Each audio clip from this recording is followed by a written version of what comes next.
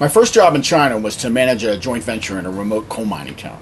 Our partner was an old-line Chinese state-owned enterprise, a real communist organization. The CEO of the company was also responsible for the entire town, the police, the courts, the jail, everything.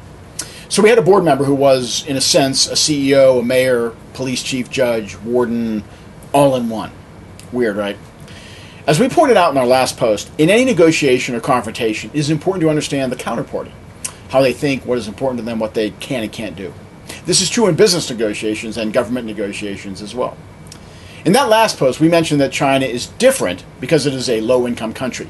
Here, we want to point out that China is also different because it is transitioning from communism, like that partner I mentioned before, to a more free market-oriented economy. In 1980, China was completely communist. The economy was 100% controlled by the government. No private property, no private enterprise. Under Deng Xiaoping, China embarked on a gradual, step-by-step transition toward the free market.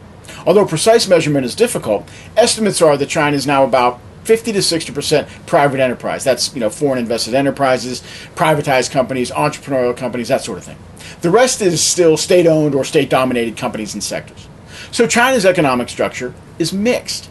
Some sectors, steel comes to mind, still have heavy state involvement. Others, like electronics, the companies that make phones, computers, that sort of thing, are highly free market oriented.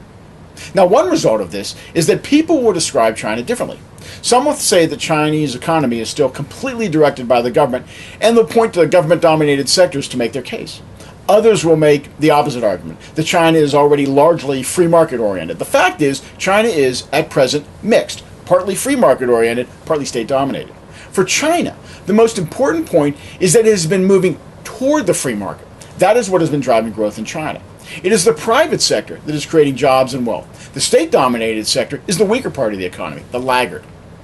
If China wants to continue to grow and develop, it needs to continue to liberalize its economy. Hopefully, the upcoming trade showdown with the U.S.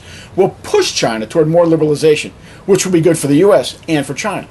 From America's point of view, how it approaches trade relations relative to specific sectors will in part depend on how liberalized or free market oriented each sector is. For those of us following the negotiations, this factor, free market oriented and state dominated, will be a crucial thing to keep our eye on. This is Dan Joseph from the China Learning Curve. Thanks for watching.